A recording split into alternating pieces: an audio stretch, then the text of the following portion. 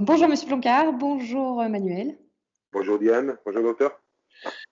Bonjour Diane, bonjour Manuel. Oui, on aurait dû avoir un troisième, notre ami Laurie, mais son appareil n'est pas assez puissant pour Skype. Donc, il a contribué pour les questions.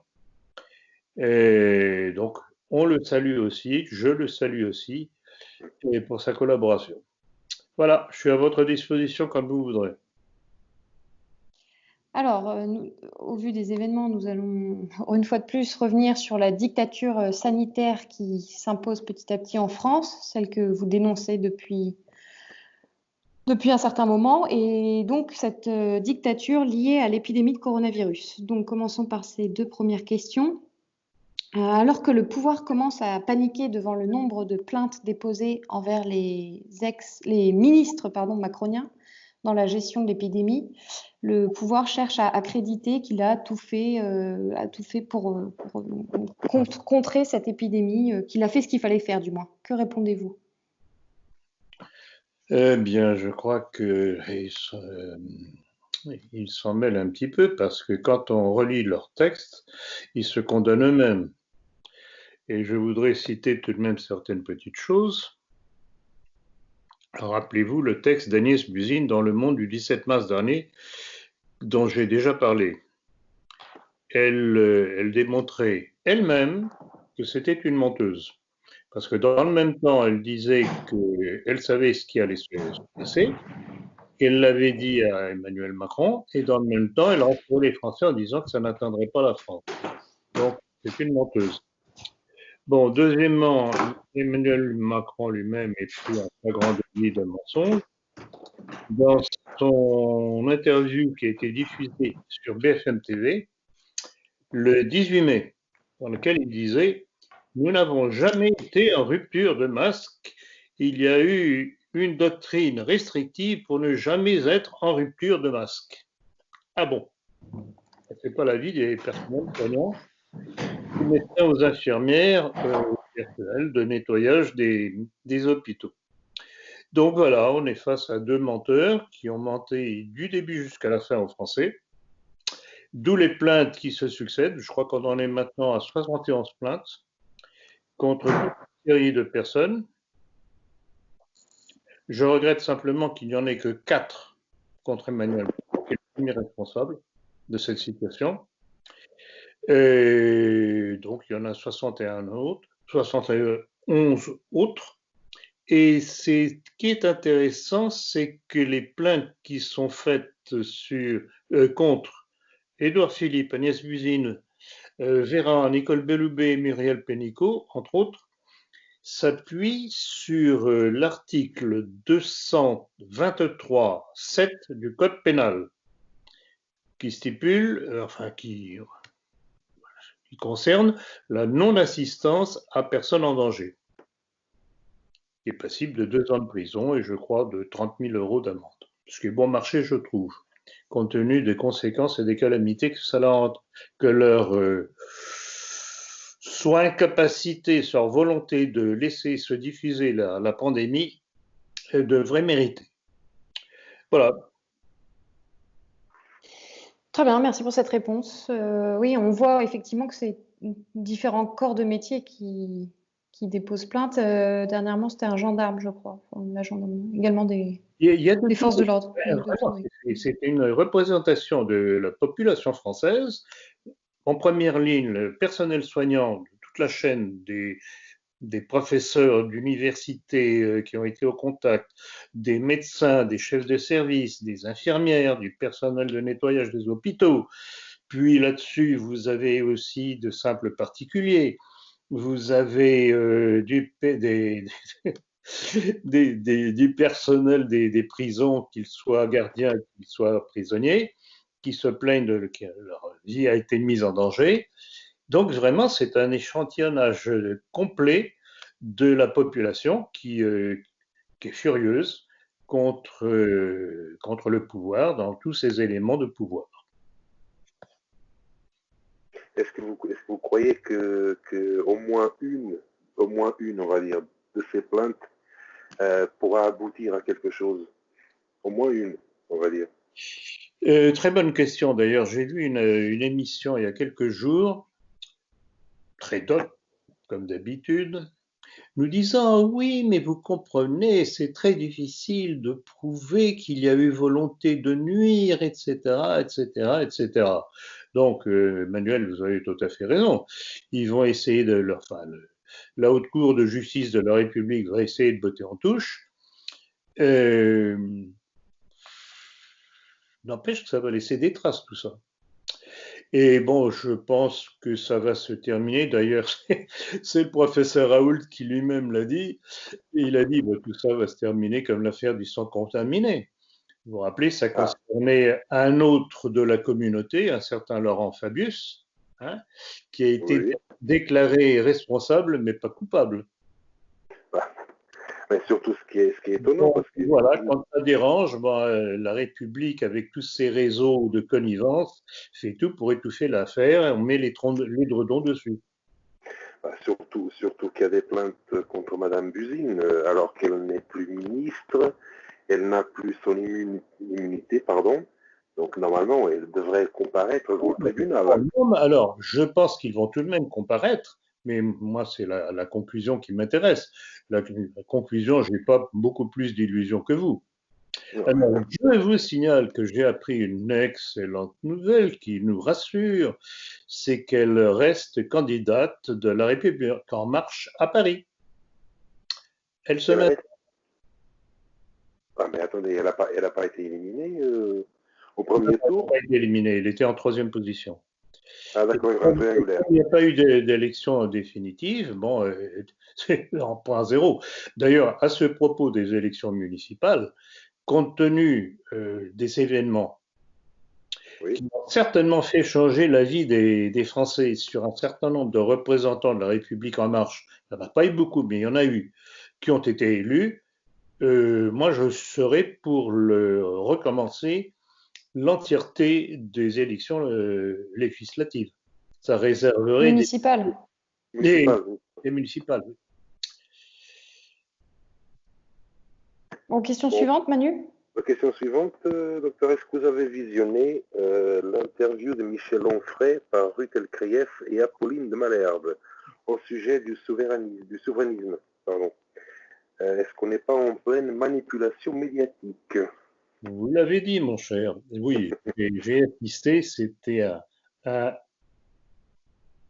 un haut morceau de manipulation, effectivement. Ces deux donzelles ont été absolument ignobles envers Onfray.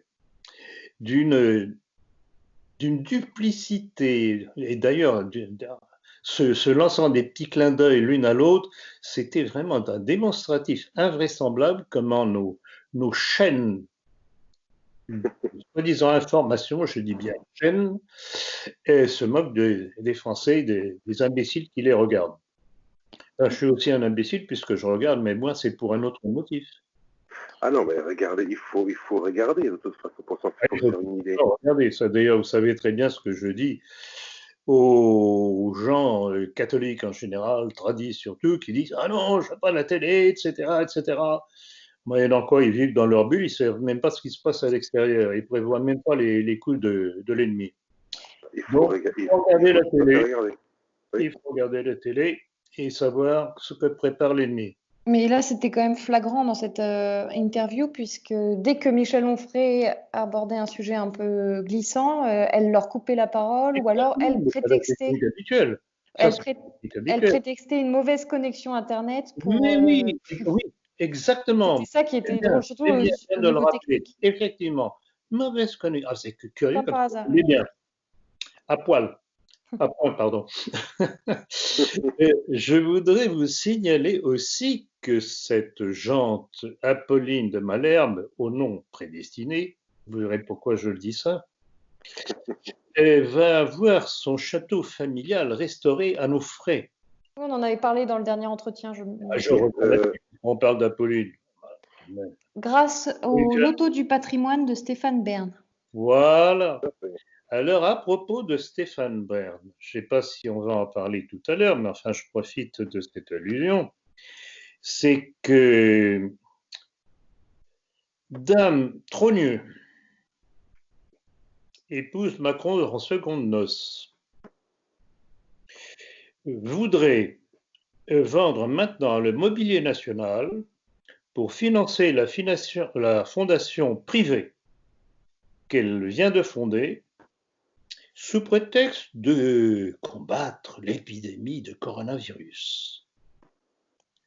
Alors j'attends que M. Stéphane Bern, arbitre de notre patrimoine national qui fait pas médaise tellement de gens des beaux milieux, intervienne dans cette affaire.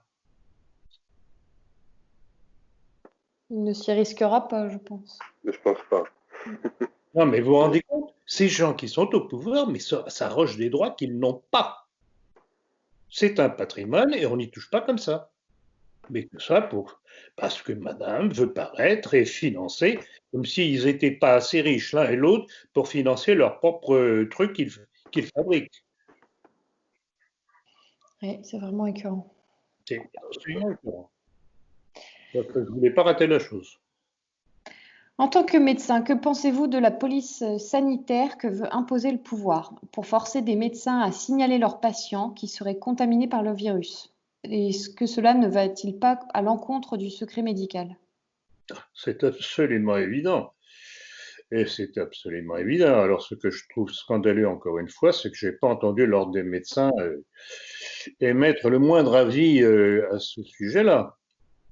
L'ordre des médecins, là, l'ordre des médecins, on le trouve pour radier de l'ordre.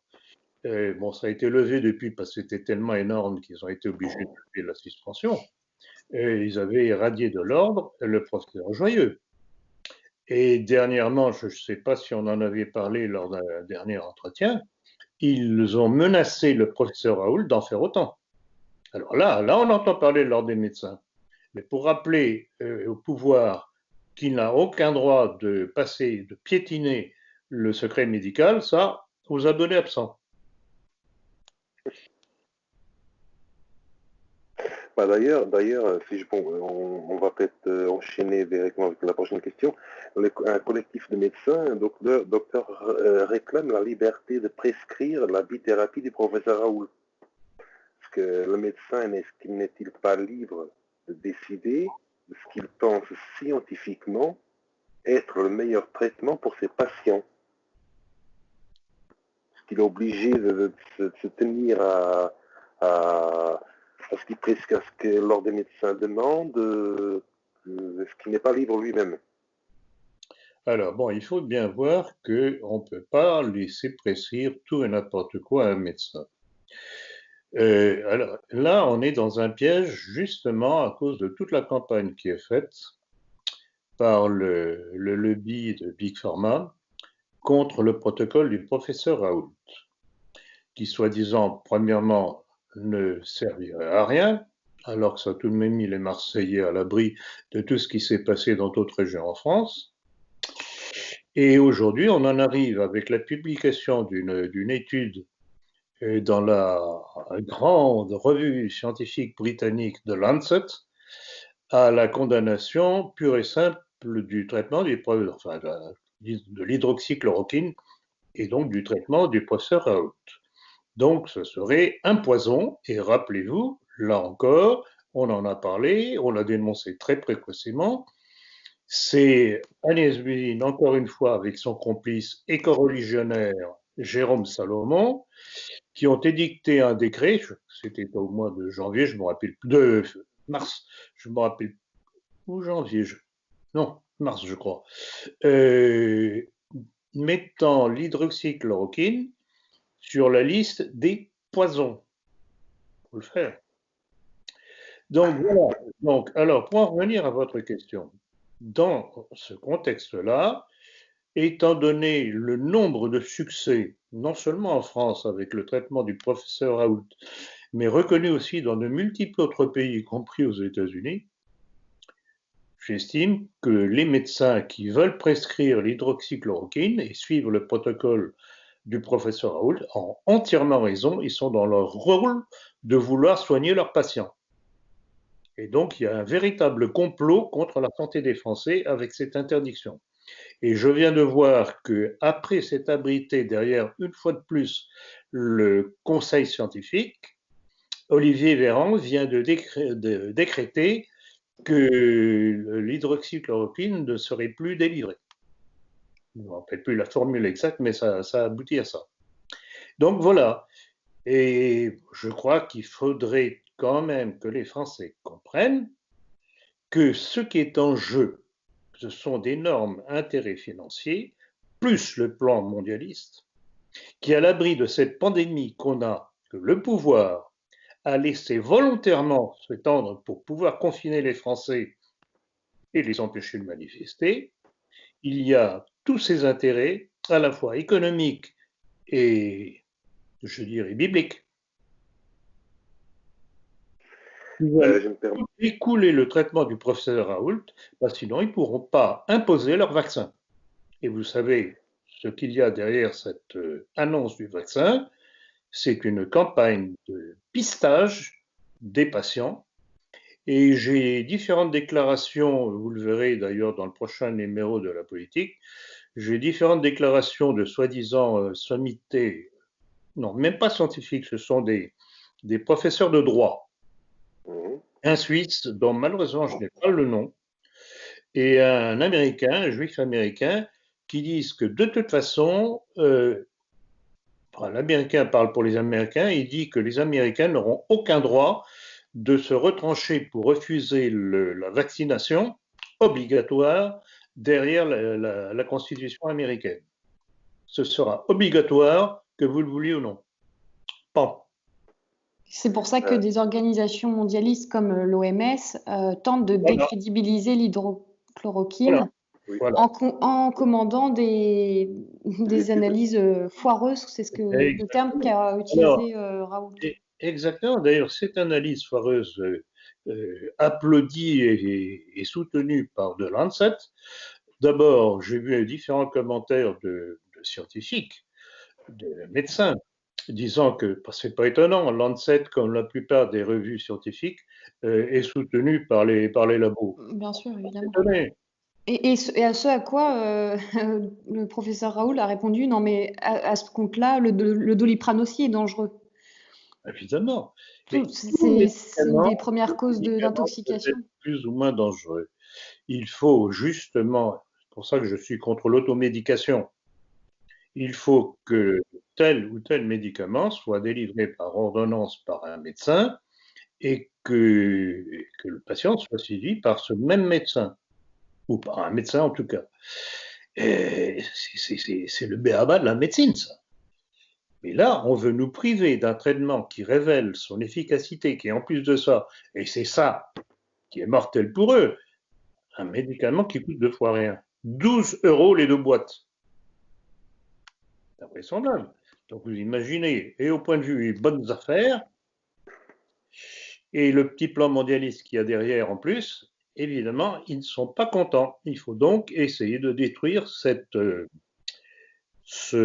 protocole.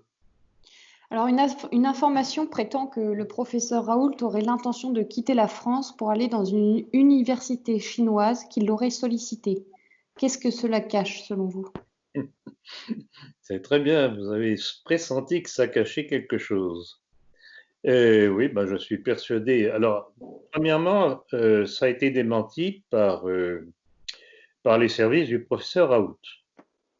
Et la première réaction que j'ai eue aussi, c'était une réaction de doute en me disant, mais encore une fois, à qui profite cette histoire-là? Si ça avait été vrai, cela aurait montré que, en fait, le professeur Raoult était un individu accro à l'argent, qu'il aurait cédé au pont d'or que lui auraient offert les Chinois et qu'il abandonnait les Français en pleine pandémie ou quasiment, même si on est sur la fin. Donc voilà ce qu'il y a derrière. Donc là encore, alors l'État qui est tout le temps en train de pleurer contre les fake news, parce que ce sont des nouvelles, des informations qui le dérangent, là on est en plein fake news. Et à juste titre. Et en parlant de Là, fake news, est-ce que vous avez, excuse-moi Manuel, est-ce que non, vous êtes, rien à voir, je pense à ça. Dernièrement, c'est David Pujadas sur je ne sais plus quelle chaîne a parlé de. Ils se sont remis en question en disant oui, il y avait des certitudes erronées, ou je ne sais plus comment ils ont tourné la phrase, disant que bon, finalement, il n'y avait pas tant de morts que ça, que c'était peut-être pas si grave, qu'on avait peut-être été un peu loin.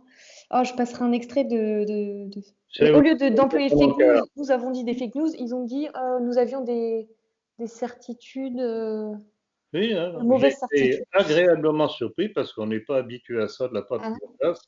Mais j'ai l'impression vraiment cette affaire, je me répète, cette affaire va laisser des traces très profondes et va faire des dégâts dans le monde politique.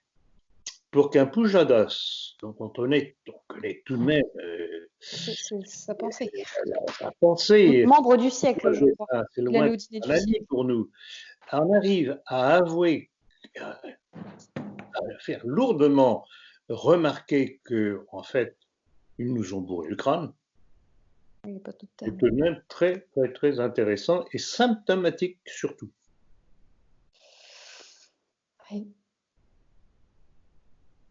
j'avais une petite chose à rajouter. Bon, ça concerne un peu la question intérieure. Petite parenthèse, est-ce que vous êtes au courant que M. Salomon est l'arrière-petit-fils du capitaine Dreyfus? Mais je crois qu'on en a parlé déjà, non? Oui, on en a déjà parlé. La dernière fois bon, On a Dernier entretien. non seulement bon, il est l'arrière-petit-fils du capitaine Dreyfus, mais à ce propos-là, il a lui-même dit qu'il haïssait la France. oui, il avait des comptes à régler apparemment. Oui, oui, Et on l'a même mis il l'extrait. s'occupe de la santé des Français, alors après ça, étonnez-vous. Hein. Que- Pas besoin de faire un petit dessin. Moi, j'allais vous faire poser une question concernant la fameuse enquête internationale qui a paru dans la revue médicale de Lancet. Vous avez déjà parlé sur tout à l'heure.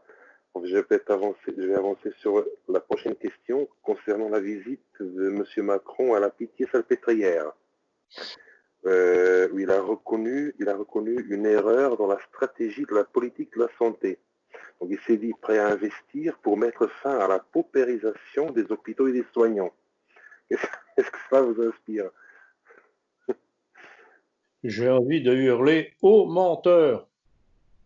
C'est un menteur. C'est un Maintenant, menteur. il va investir. Ce petit discours, on l'a déjà entendu et de sa part et de la part d'Agnès Buzyn à de multiples reprises.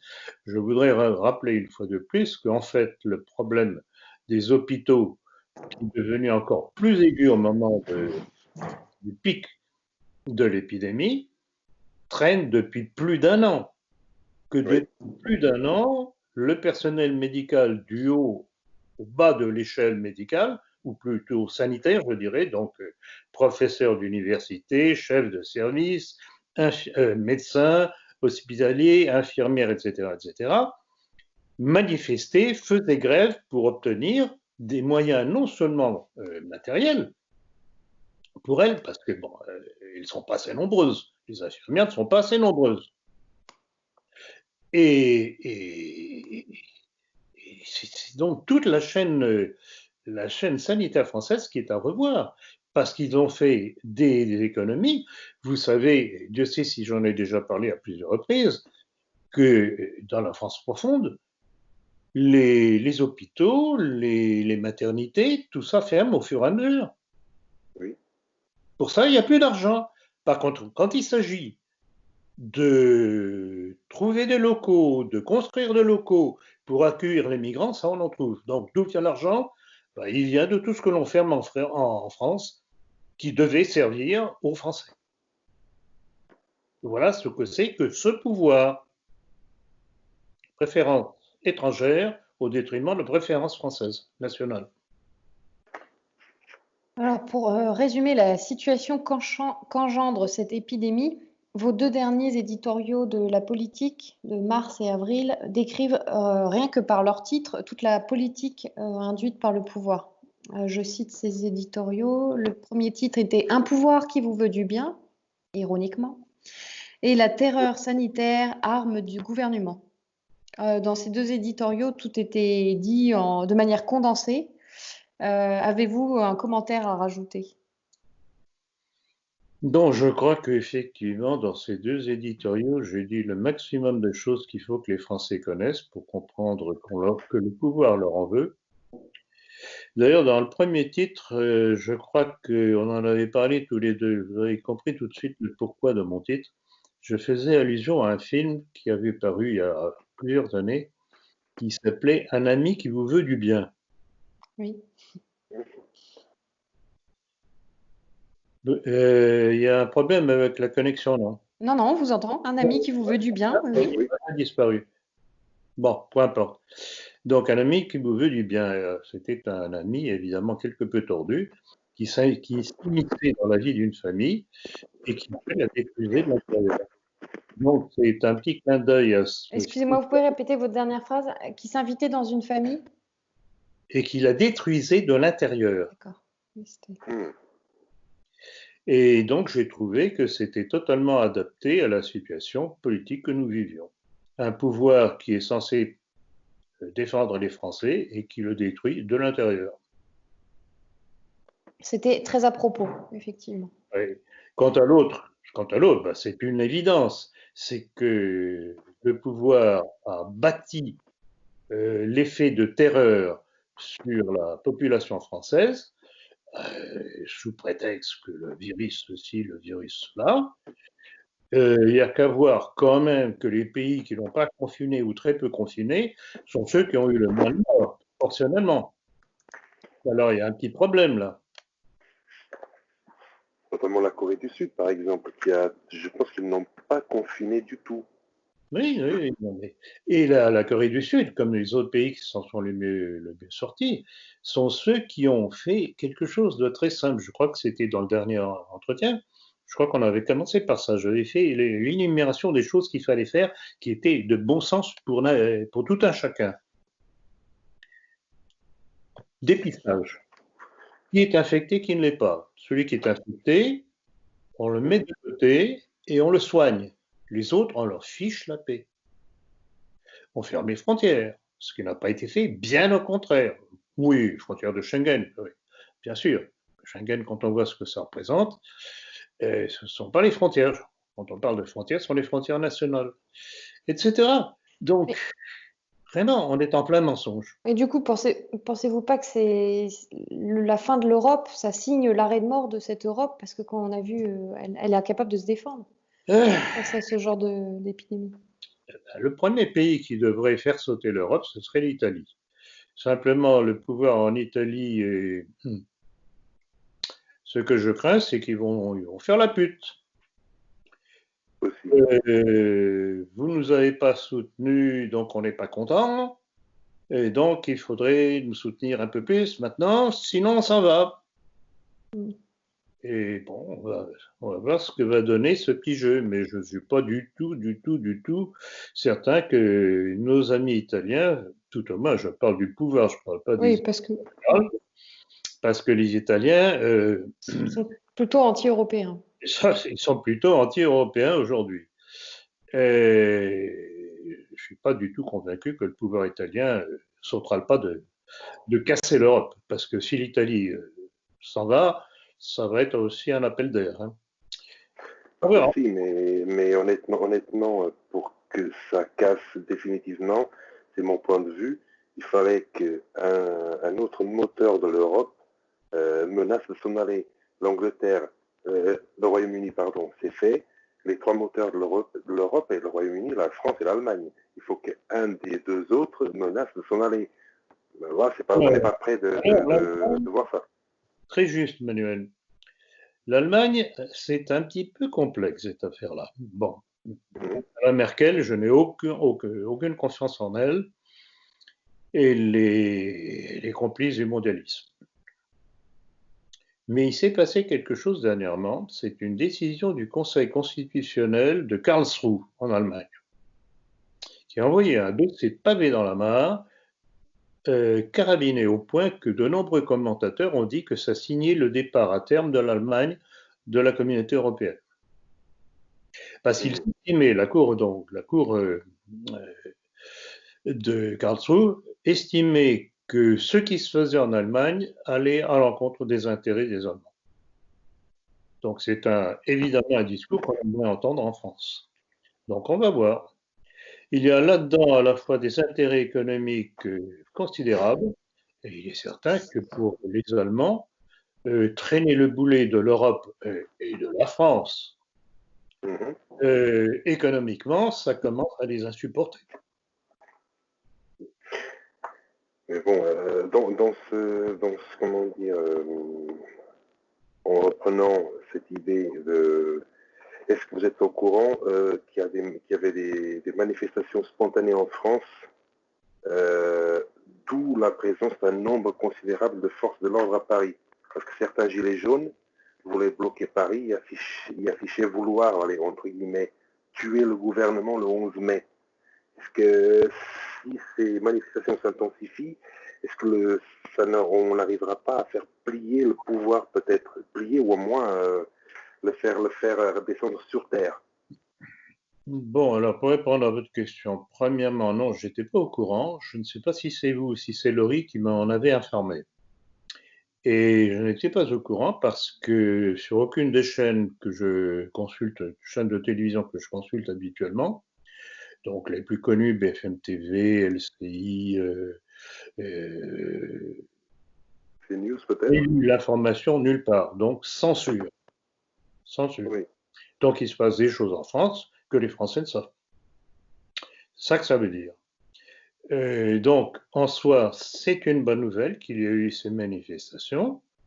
Ceci dit, rappelez-vous que le pouvoir qui a peur, on sait très bien que tout ça, tout ce qui a été fait, le confinement, a été voulu à l'abri de la panique que le pouvoir a instaurée auprès des Français, a été fait parce qu'ils veulent obliger les Français à rester chez eux pour qu'ils ne manifestent pas. Bon, alors ce petit jeu-là, ça peut durer un certain temps, mais au bout d'un certain moment, la marmite éclate. Donc j'attends l'éclatement de la marmite avec impatience. Ceci dit, les manifestations, à mon avis, ne seront pas suffisantes. Il faut une révolution. Et vous savez très bien ce que j'ai à propos des révolutions. Si elles qui aboutissent, il y a toujours du sang. Il faut le responsable paie. C'est sûr, surtout quand il sont des manifestations qui sont faites de façon spontanée, désorganisée. Je rappelle encore ce que vous avez dit dans votre éditorial, je crois, au tout début des Gilets jaunes, quand vous avez donné certaines mesures ou certaines façons de manifester. Faute de ça, que tout le mouvement s'essoufflerait. C'est ce qui s'est arrivé parce que les gens restaient sur les ronds-points à bloquer ceux qui veulent travailler, ça ne marche pas. Tout à fait. Tout à fait. Je crois que il y a eu 2 communiqués. D'ailleurs, j'invite nos auditeurs à se reporter aux 2 communiqués que nous avions faits, l'un au mois de novembre et l'autre au mois de décembre. Donc, c'était au tout début des manifestations des Gilets jaunes, où on donnait un certain nombre de conseils et recommandations qui, malheureusement, à part quelques exceptions de la part de certains groupes de Gilets jaunes, n'ont pas été suivis. Il y a une chose qu'il faudrait, et ça, tout le monde devrait s'attacher à cela. Nous devons avoir les adresses de tous les responsables politiques qui ont joué dans cette mascarade du coronavirus. On a besoin d'avoir leurs adresses. Ça servira un jour. Voir si quelqu'un pourra nous fournir ces informations. Alors, des internautes vous demandent plus de précisions concernant vos dires à propos des policiers lors du dernier entretien. D'où ce commentaire sur YouTube. Je cite donc ce commentaire. Vous pleurez sur les malheureux policiers, monsieur Ploncard-Dassac. Pourtant, ils saignent le peuple et borgnent et démembrent les gilets jaunes. Ils seront toujours du côté du gouvernement et contre le peuple. Que lui répondez-vous? Il ferait bien de revoir ma déclaration. Je suis effaré de temps en temps de voir des gens qui ne comprennent rien du tout à ce que je dis. Ils comprennent le contraire.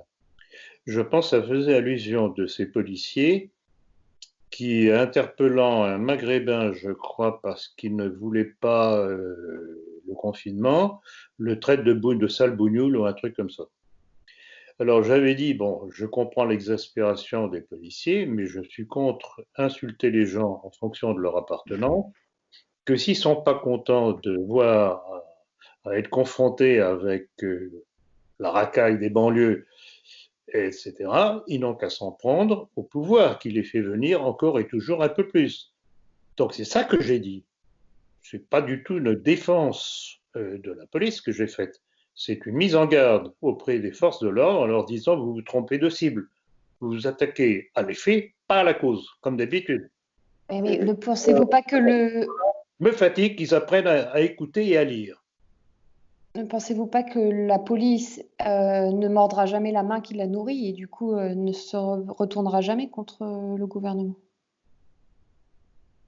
La nourrit, c'est certain, mais d'un autre côté, je n'aimerais pas être policier aujourd'hui parce qu'ils vont être pris entre Le le tenaille. marteau et l'enclume. Donc, c'est un petit avertissement passant.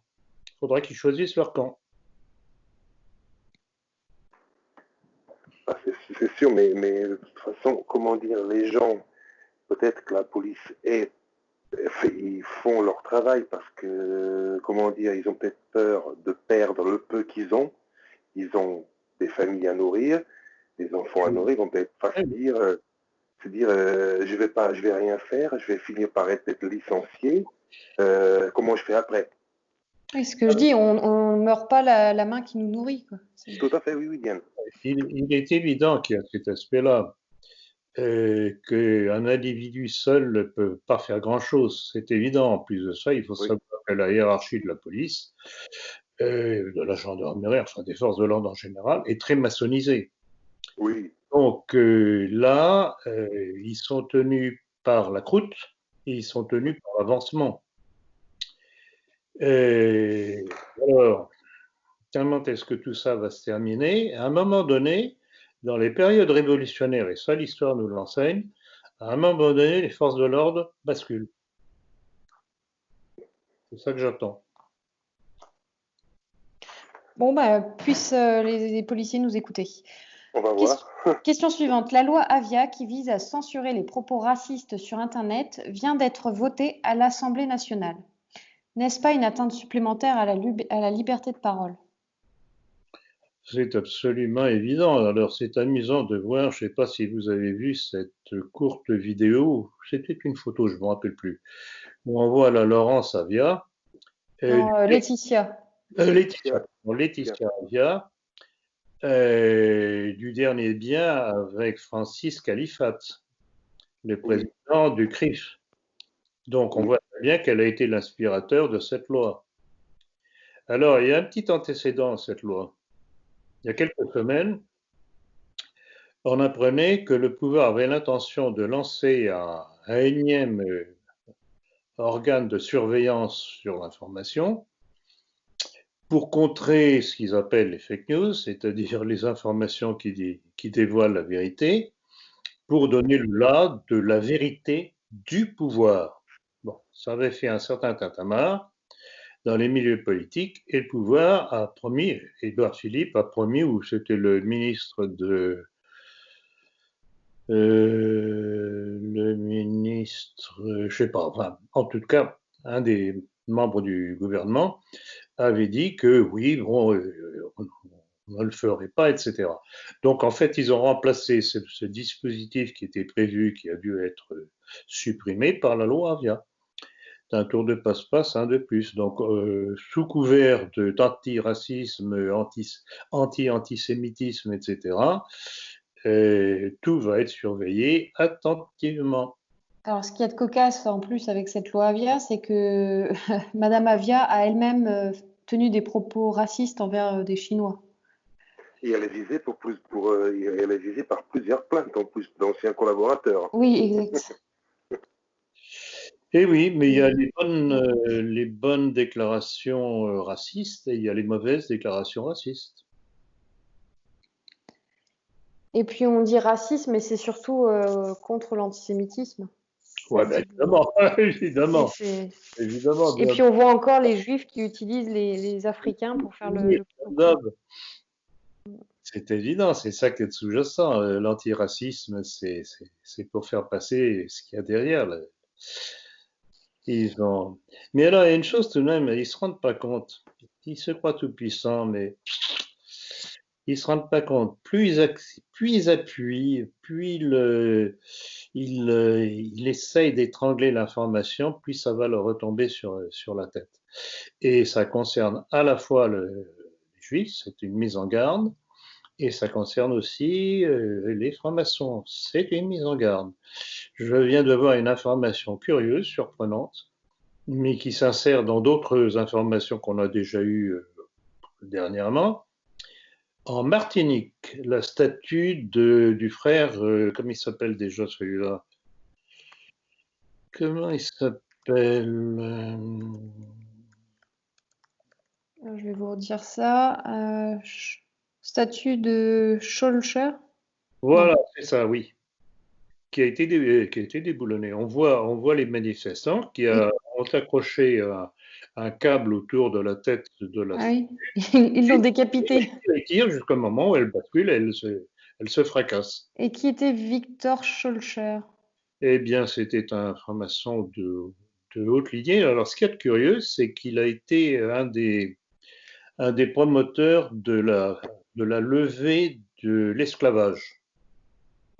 Donc, c'est un petit peu curieux que ce geste ait été fait en Martinique. Donc, ce qui veut dire, et rappelez-vous ce qui s'était passé encore à La Réunion, et c'était au début des manifestations des Gilets jaunes, La Réunion avait été la première région de France à dénoncer l'action de la maçonnerie. Et on en avait parlé à l'époque. Donc, ils ne se rendent pas compte de ce qu'ils sont en train de s'attirer sur la tête.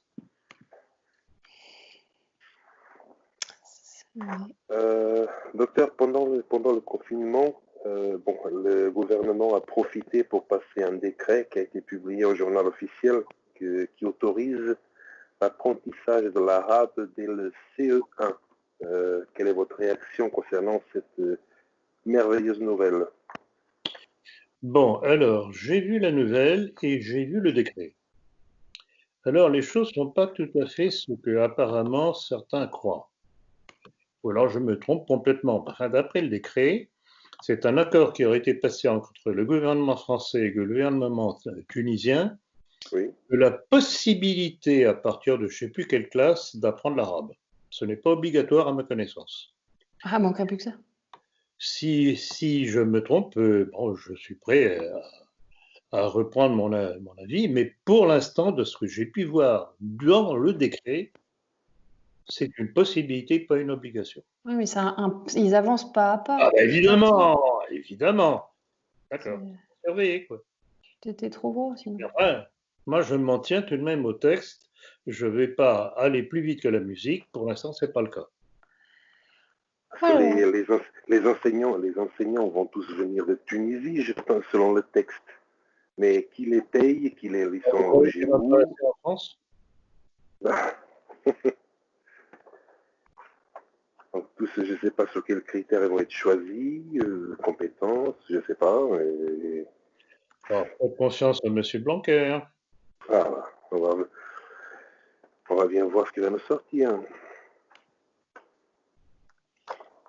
alors, question suivante. Suite à l'interpellation du Conseil d'État par Bruno Retailleau, le président du groupe Les Républicains au Sénat, et Jean-Frédéric Poisson du Parti chrétien-démocrate, le Conseil d'État a donc ordonné au gouvernement de lever l'interdiction de réunion dans les lieux de culte en raison de son caractère disproportionné qui porte une atteinte grave et manifestement illégale à la liberté de culte. N'est-ce pas là une initiative utile et efficace de ces deux représentants des Républicains? Tout Oui, à fait. évidemment, oui. J'avoue que ça m'a confirmé ce que je pensais de Bruno Retailleau, qui est le président du groupe Les Républicains au Sénat, qui déjà à plusieurs reprises s'est fait remarquer sur ses positions de défense du catholicisme. Et il a été tout à fait en pointe, mais il n'a pas été suivi par les autres membres, de façon majoritaire, par les autres membres des Républicains au Sénat, mais ils étaient fait remarquer par son opposition totale et intégrale à la loi sur la bioéthique et tout ce que ça conforte. Donc, il y a pour moi, qui suis tout ce personnel politique de façon très attentive, je trouve ça très intéressant. C'est une confirmation de ce que je pensais de lui. Et j'espère que lors des prochaines présidentielles, il pourra être désigné comme le candidat des Républicains. À l'heure actuelle, c'est celui qui peut le plus faire avancer les lignes comme nous le voulons. Et alors, petite chose aussi qui n'est pas sans intérêt, c'est que je viens d'apprendre, pas plus tard que cet après-midi, qu'il a eu des mots très durs contre Philippe de Villiers à propos du Puy du Fou, en disant que le Puy du Fou n'était plus du tout ce qu'il aimait ou qu'il défendait. Et en fait, il faisait allusion au fait que Philippe de Villiers avait pris son téléphone pour appeler au secours son ami Emmanuel Macron pour lui demander de lever le confinement au bénéfice du Puy du Fou. Ce que son grand ami Emmanuel Macron s'est empressé de faire, alors que tant d'autres structures en France restent bouclées. Et donc, j'apprécie et je rends hommage à Bruno Retailleau. Il a bien senti le problème et il a placé les responsabilités où elles doivent être placées. Ah, donc le Puy du Fou a une exception pour lui. Oui. C'est dingue.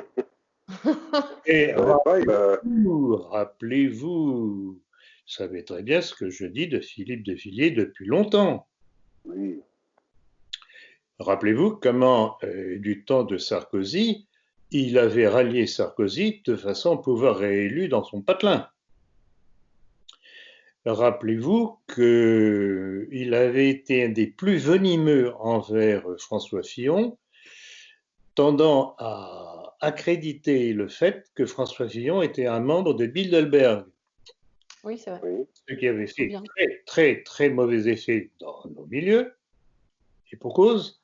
Or, le problème de ce malheureux Fillon, qui a vraiment jamais su se défendre correctement, malheureusement, c'est qu'il n'est pas membre de Bilderberg, il a été incité par les Bilderberg, en fait, comme homme politique, tout de même de premier rang. Et c'est le jeu, d'ailleurs, de la maçonnerie en général. Dès qu'il repère quelqu'un qui a une position importante, ou qui peut avoir un intérêt pour eux sur le plan scientifique, politique, financier, tout ce que vous voudrez, ils essayent de l'approcher, ils l'invitent, etc. Je l'ai moi-même vécu quand j'étais en Belgique à l'université dite libre de Bruxelles. Ou alors, ils font croire qu'il est des leurs pour le décrédibiliser. Quoi? Ou alors, ils peuvent faire croire qu'il est des leurs pour décrédibiliser cette personne. Aussi. En tout cas, quand j'étais à l'université des dites libres de Bruxelles, le nombre de fois où ils m'ont invité à des réunions de la libre pensée, donc des chambres, disons, et j'y suis jamais allé parce que je sais très bien que si je mettais le doigt dans l'engrenage, un jour il me dirait cher ami, venez à la loge, etc., etc. Donc c'est comme ça qu'il procède. Et donc, ce malheureux n'a pas su de se défendre de cela, il n'a pas osé. Et ça, c'est le problème. En politique, si on n'ose pas, on est mort. Mais pour revenir à De Villiers, il doit avoir quelques casseroles pour pouvoir bon, je ne vais pas agir comme parler des problèmes familiaux parce que c'est... Non, oui. je ne vais pas parce que c'est pas beau. Non, je crois pas m'appeler à parler de ça. Oui, il y a eu des rumeurs. Bon, ouais. Il y en a qui le savent et ils me comprendront. Ceux qui ne savent pas, c'est pas grave, ça ne changera pas grand-chose au problème. Passons à la question suivante. Oui, concernant le personnage Éric Zemmour, suite à son agression verbale par ce qui a été présenté par la presse comme un musulman dans une rue de Paris, il a affirmé sur le plateau de CNews avoir reçu le soutien d'Emmanuel Macron lors d'un appel téléphonique qui a duré près de 45 minutes. Donc, selon Valeurs Actuelles, donc je cite, par ce geste, l'Élysée a réaffirmé sa volonté de faire vivre le débat et de ne tolérer aucune agression verbale ou physique qui viendrait menacer le bon déroulement de la vie démocratique et intellectuelle du pays. je me permets de rajouter une petite phrase. Est-ce que M. Macron a appelé Jérôme Bourbon quand il a été agressé par les brigandes? Je pense pas. Un commentaire sur cette affaire, docteur? Vous me coupez ma réponse. Ah, pardon, excusez-moi. Non, mais c'est évident, mais c'est un tordu, évidemment. Ben, il va au secours des leurs, c'est toujours la même chose. En plus de ça, vous connaissez les origines Oui. communes entre Zemmour et Emmanuel Macron, donc c'est pas étonnant, ils sont complices. 45 minutes, bravo, il a dû être consolé l'autre. Ah bah, je pense, Non, mais mais on est loin de ce que Édouard Drunon a appelé la France juive, c'est pas compliqué, y compris dans la filière sanitaire. Vous savez très bien comment je parle de la filière juive de la santé en France, entre la Buzine, son mari Yves Lévy, Jérôme Salomon, Hirsch et tous ceux qu'on ne connaît pas qui sont aux échelons subalternes. C'est ça qui veille sur notre santé. bien sûr, mais surtout ce que la presse a mis en avant en disant que un musulman avait agressé, ils ont sous-entendu, un musulman a agressé un Français de souche. Alors déjà, c'est pas un musulman, Il faut me la recopier. c'est pas un musulman, c'est personnellement pour moi, c'est quelqu'un qui a dû fréquenter l'organisation de Monsieur Julien Drey, à savoir SOS Racisme, parce que c'est encore un maghrébin qui a été élevé comme comment dire, dans l'idée que je viens d'un pays qui a été colonisé, donc la France me doit quelque chose, alors que la France ne le doit à lui absolument rien du tout. Donc c'est une personne comme ça. Ouais. Et M. Zemmour, je rappelle ce que vous avez déjà dit à multiples reprises, il n'est pas un Français de souche. Il est français par le décret, non, ses parents sont français par le décret Crémieux. Lui, il est né ici, il est français par le droit du sol, je pense, c'est tout. Honnêtement, Tout à fait. Tout à fait. Alors, dans cette affaire-là, il y a tout de même un autre aspect qu'il faut voir. C'est que ce Maghrébin qu'il a reconnu dans la rue, il a insulté, je suppose que c'est parce que c'est à cause des multiples déclarations de Zemmour qui poussent à la guerre civile. tout à fait. Et puis je suppose que ce musulman aussi reprochait à Zemmour en tant que d'origine juive, étant qu'il est juif donc, le comportement d'Israël en Palestine. Ça passe très très mal dans les milieux musulmans. Oui, tout à fait, mais comme Bon, je veux... ces deux aspects-là sont absolument fondamentaux et vous avez bien fait, je vous remercie d'avoir rappelé ce que moi-même je rappelais justement, que Zemmour n'est français que grâce qu'à l'abri du décret Crémieux que je ne cesse de dénoncer. C'est d'ailleurs grâce à cette dénonciation que j'ai autant d'audience auprès d'un certain nombre de musulmans qui, eux, ont compris ce qui se passe. Mais surtout que je me demande peut-être que ça se trouve cet individu était lui-même aussi d'origine algérienne, peut-être. Alors, retrouver un Zemmour qui est d'origine algérienne et juive aussi, ça passe pas. On dirait que c'est une trahison. Mais rappelez-vous ce que j'ai dit il y a déjà longtemps à propos du décret Crémieux. C'est un crachat, ça a été un crachat à la figure des musulmans. Oui. Et le résultat de ce crachat, fait par Adolphe Isaac Crémieux, président fondateur de l'Alliance israélite universelle en plus de ça, et franc-maçon, oui. Qui donnait unilatéralement la nationalité française aux juifs d'Algérie, mais pas aux musulmans, qui eux venaient de se battre pour la France face à la Prusse en 1870. Oui. Premier effet, la révolte du Bachaga-Simokrani. Bon, ça a été maté dans le sang, etc. Drummond, que je cite longuement à ce sujet-là, en parle très très bien, c'est tout à fait édifiant. Et puis, les choses se calment, on arrive à la Deuxième Guerre mondiale, arrive le régime de Vichy, Et un des premiers actes du régime de Vichy est d'interdire le décret Crémieux, de l'abroger. Oui. Résultat, alors que la France était en pleine déconfiture du fait de la débâcle, il n'y a pas eu le moindre soulèvement en Algérie. Pourtant, ça aurait été facile. Oui, Pas eu là, de oui. soulèvement. De Gaulle arrive au pouvoir à Alger. Que fait-il? Il rétablit le décret Crémieux et la maçonnerie qui avait été interdite par Vichy. Et que se passe-t-il? Début de l'insurrection jusqu'à l'aboutissement de l'insurrection de Sétif. Et ça repart. Donc, le point central, le point qui fait saigner, c'est le cas de le dire, de nos rapports avec le monde musulman et notamment algérien, c'est le décret Crémieux. Le problème, c'est que trop de musulmans algériens, et musulmans tout court, même d'autres origines, confondent le pouvoir qui nous occupe avec la France. C'est pas la même chose. L'UEJF, SOS Racisme et SOS Homophobie ont assigné Twitter en justice, jugeant que le réseau social manquait à ses obligations en matière de modération des contenus. Que dire de cette domination communautaire de plus en plus visible sur Internet et les réseaux sociaux? Je vais redire à peu près ce que j'ai dit tout à l'heure, lors d'une question précédente, c'est que je crois qu'à force de vouloir serrer la vis, ça va leur péter la figure. Rappelez-vous ce rappel que je fais régulièrement des déclarations de l'historien juif Bernard Lazare dans son livre sur l'antisémitisme, sur les origines de l'antisémitisme, dans lequel il dit que si de tout temps, à toutes les époques, sous des régimes différents, des religions différentes, etc., etc., etc., le peuple juif a eu des problèmes, c'est que les causes premières de l'antisémitisme résident dans le peuple juif lui-même.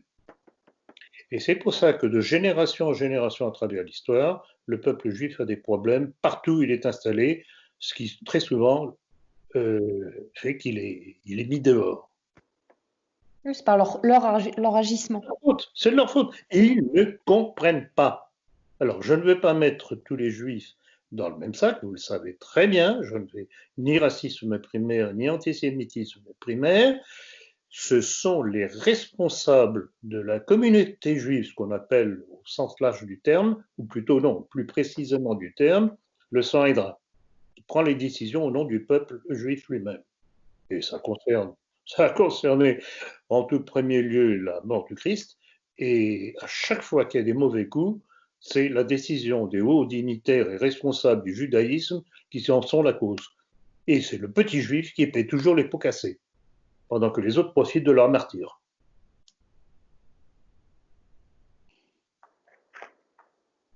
La question suivante, Diane. Là, je ne sais pas si vous êtes été informé, la célèbre croix géante du pic Saint-Loup a été vandalisée ces derniers jours. L'ouvrage, qui est à près de 700 mètres d'altitude, a été scié en deux.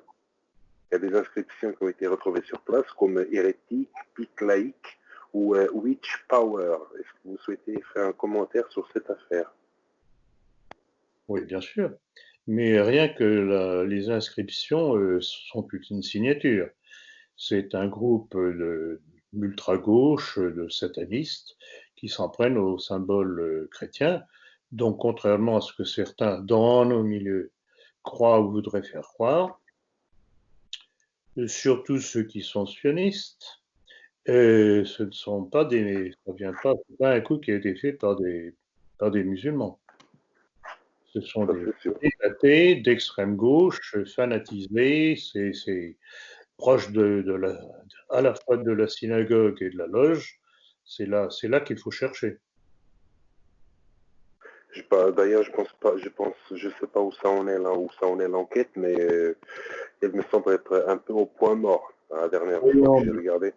Voyons, comme d'habitude. Ça va pas très loin. Arrivé.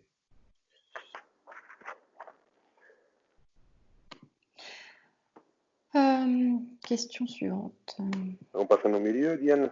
Oui, bien sûr. Alors, Bernard Anthony a dénoncé dans un communiqué le président des évêques de France, Monseigneur de Moulin-Beaufort. Il dit, je cite Bernard Anthony, « Monseigneur n'a pas exprimé le moindre début de commencement de mécontentement. » Il lui reproche donc d'être compromis avec le pouvoir. Est-ce que vous approuvez les propos de Bernard Anthony? Si je ne connaissais pas bien ce personnage de Bernard Anthony et sa duplicité, je ne pourrais qu'approuver ce propos. D'une part, il ne fait qu'enfoncer des portes ouvertes, c'est évident, parce que l'épiscopat, en principe, tout au moins officiellement, a été aux abonnés absents.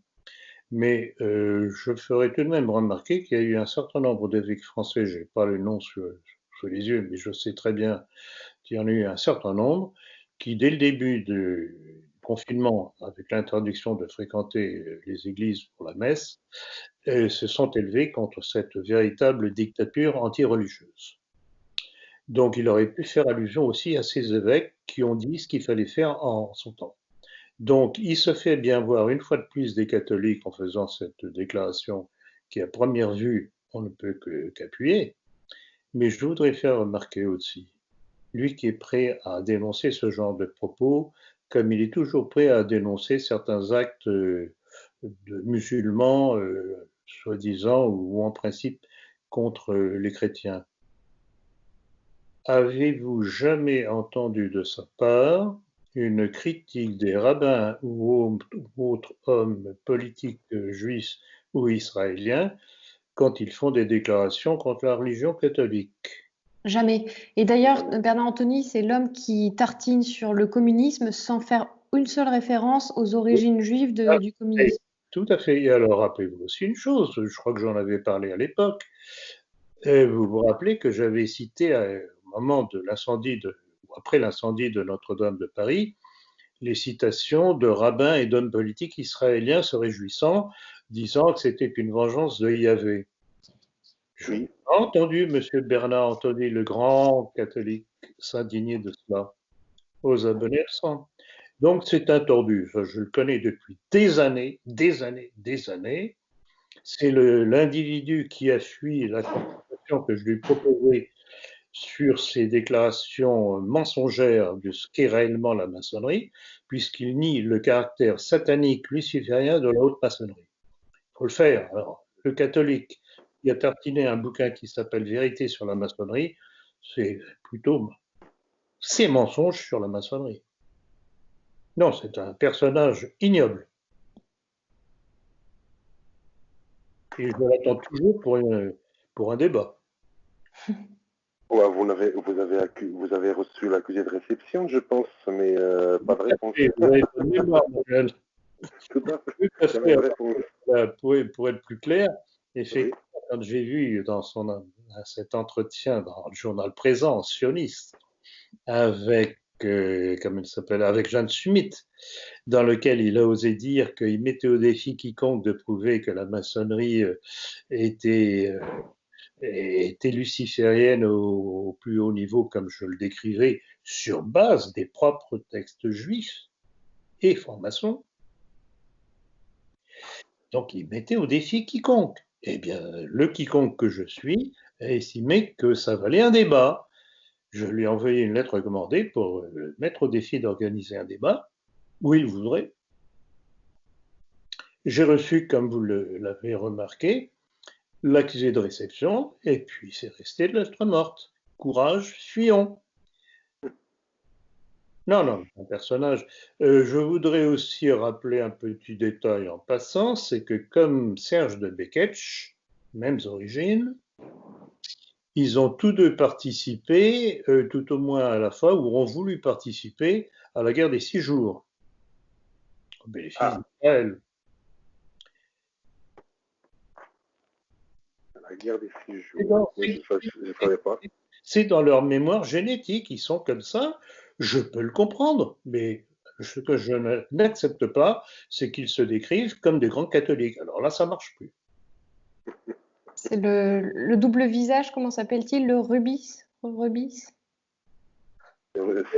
couverture de votre livre. La couverture de mon bouquin. Oui. Sur la... Le rubis, oui, effectivement. Alors, le rubis, c'est très intéressant cette histoire-là.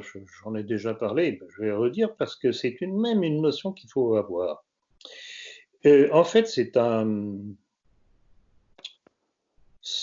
une image déjà très ancienne qui reprise par la maçonnerie, qui en fait concernait l'aspect qu'ils estiment de l'homme avec une dualité homme et femme. Et j'avais fait remarquer des fois où j'avais commenté ce sujet-là, que en fait c'était déjà toute la démarche homosexuelle de la LGBT qui était en gestation. Exactement. Donc, et cette image, c'est pour ça que j'ai pris cette image, parce que ça décrit justement le double visage de la maçonnerie. Le visage rassurant, société de bienfaisance, etc., etc. De plaisir, comme disait cette malheureuse Marie-Antoinette, et puis ce qu'il y a de caché derrière, qui n'est révélé qu'aux âmes ardentes, comme disait, je ne me rappelle plus quel était le haut dignitaire de la maçonnerie qui disait ça, donc aux initiés, aux hauts initiés, où se trouve la réalité profonde de la maçonnerie, c'est-à-dire son aspect satanique luciférien contre la société. Voilà, il suffit de lire mon livre sur la maçonnerie, et d'abord pour répondre aux mensonges d'un certain Bernard Anthony, et puis pour savoir pourquoi nous en sommes là dans notre belle société moderne d'aujourd'hui. Alors, toujours à propos de l'aspect religieux, avez-vous vu que l'abbé des Gilets jaunes, l'abbé Francis Michel, officiant à Planquet dans l'Eure, vient d'être renvoyé par l'Église pour avoir osé célébrer une messe anti-Macron? Tiens, c'est curieux, j'ai pas entendu Bernard Anthony prendre sa défense. Oui. Oui, bien sûr, j'ai vu. Bah, voyons, c'est évident. Ce brave abbé, heureusement qu'il y a des abbés comme ça pour sauver un petit peu l'image de l'Église aujourd'hui. Bon, évidemment, il y a l'effort. Enfin, je regrette beaucoup. Il y a un tel scandale dans la politique de Macron que je comprends parfaitement que cet abbé qui vit profondément sa foi visiblement s'en prenne au principal responsable de la situation que vit la France et les Français. On va aborder un autre sujet de nos milieux, Diane, concernant, je ne sais pas si le docteur le connaît, Julien Rochdy. C'est un ancien responsable du Front National de la Jeunesse qui, Je sais. qui prône l'union des droites en proposant Charles Gave comme candidat aux prochaines élections présidentielles. Qu'est-ce que cela vous inspire, ce candidat? Je dirais que ça ne m'inspire pas du tout. En fait, c'est toujours la même illusion. Faut faire l'union, faut faire l'union, faut faire l'union. Rappelez-vous ce qui s'est passé et ce qui se passe avec le Front National. L'union de tendances totalement contraires. Ce sont des forces qui s'annulent. Et encore une fois, je vais revenir sur l'historique des révolutions en général. Les révolutions qui aboutissent parce qu'elles suivent une ligne directrice unique, pas à cause de tendances différentes qui tirent à U et à Z. Donc je suis absolument contre l'union à tout prix. Il peut y avoir des points communs, des dénominateurs communs, mais on ne s'allie pas avec tout et n'importe quoi. On ne mélange pas les serviettes et les torchons. Et à propos... Alors, Rochdy est bien gentil. J'ai déjà vu un certain nombre de ses déclarations. C'est un garçon qui navigue un petit peu, il cherche sa voie, il cherche à faire parler lui, visiblement. Quant au candidat qu'il propose, bon, c'est un économiste qui a dit des choses assez sensées par moment, bien que je l'ai accroché, je crois, à un moment donné. On en avait déjà parlé. Je ne sais pas si vous vous en souvenez. Oui, il avait été en lien dans la finance avec George Soros. Oui. Qu'il a déjà côtoyé. Oui. Et il avait reconnu que George Soros l'intimidait ou qu'il était mal à l'aise en sa présence. Oui, alors bon, il en faut peut-être un peu plus dans le pantalon quand on veut être président. Quoi. Enfin, je regrette beaucoup ce monsieur, bon, sur le plan économique, a peut-être des choses à dire, d'accord, mais le changement de régime qu'il nous faut, ça ne va pas s'appuyer uniquement sur l'économie. Tant qu'on n'aura pas détruit, je dis bien détruit, les miasmes de la Révolution dite française, ces faux principes, rien de solide ne pourra se construire. C'est une révolution intellectuelle et physique qu'il nous faut.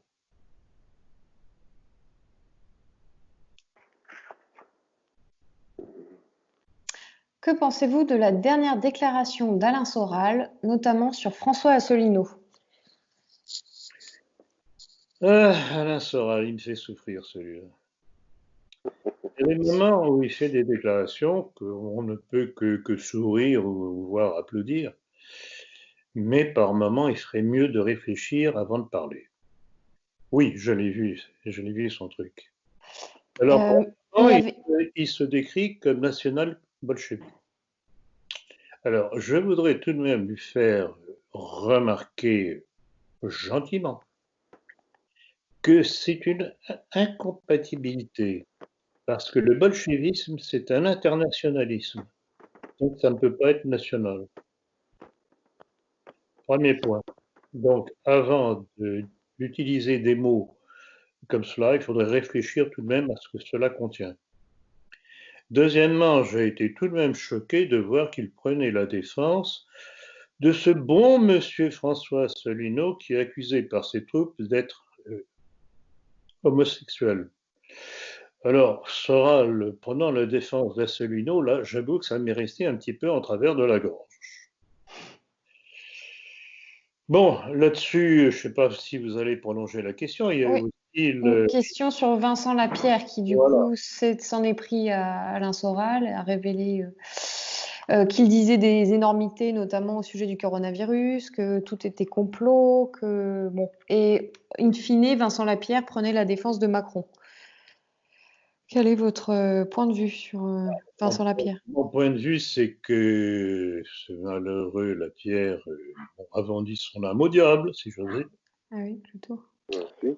Et que... C'était flagrant hein, dans ces dernières vidéos, c'était vraiment. En l'occurrence, je ne vais pas dire que je vais prendre la défense d'Alain Soral, je crois qu'il est assez grand pour se défendre lui-même, mais justement, les points de convergence que l'on peut avoir avec Soral, c'est justement quand il dénonce l'action du pouvoir. C'est pour ça que ces déclarations de Soral à propos d'Asselineau, ben, je ne comprends pas. Il parle trop vite, il parle sans réfléchir, j'ai l'impression, et je dis ça amicalement, parce qu'on a tout de même un certain nombre de points de convergence. Je dis ça amicalement, il y en a beaucoup d'ailleurs qui souhaitent une convergence entre les cercles nationalistes et l'égalité et réconciliation, mais là encore, il y a des différences qui ne sont pas gommables comme ça du jour au lendemain. Et comme moi, je sais très bien que je ne varierai jamais dans ce que je dis et répète depuis des années, parce que je sais que c'est là que l'on trouvera la solution à nos problèmes, donc j'attends que Soral comprenne qu'il faut qu'il vire sa cutie. Bah, surtout que Lapierre, bon, j'avoue, il a raison sur un point. Quand il dit que Soral publie des propos orduriers envers lui, j'en ai vu certains sur VK, c'est sûr. Par contre, cela dont Soral a raison, c'est que Lapierre est un vendu. Parce que M. Lapierre est relayé maintenant par l'Observatoire du journalisme, dont le président est M. Claude Cholet, qui est très ami avec un certain Golnadel. Comme c'est bon, Golnadel. Journaliste au Figaro, l'organe des bien-pensants, entre autres. Avec Zemmour. Bah, entre autres. Et puis Vincent. Entre autres. Alors non, mais je suis tout à fait d'accord. Ça, que Lapierre reproche le langage ordurier à Soral, malheureusement, il a raison. Soral ferait bien de surveiller son langage parce qu'il détruit ce qu'il y a de positif dans certaines de ses déclarations. Et je l'ai dit tout dernièrement dans un commentaire sur Facebook, où justement il y avait un internaute sur Facebook qui s'étranglait devant les propos de la Pierre concernant Soral. Et j'avais dit que bon, il est évident que la Pierre crachait dans la soupe, mais que concernant le langage de Soral, malheureusement, il avait raison. Et que je disais que c'était dommage, que Soral ferait bien de surveiller son langage. Ça porterait davantage. Cet échange, je ne l'ai pas vu. Je suis, alors on est le combien? Je suis bloqué sur Facebook jusqu'à la fin du mois. Qu'est-ce que vous voyez ici, mon cher, pour être bloqué? Moi, j'ai rien fait. J'ai fait un test, en fait. J'ai partagé une vidéo de Soral lui-même concernant la... Attendez, j'ai la capture d'écran que j'ai gardée. Donc, j'ai été bloqué quasi instantanément.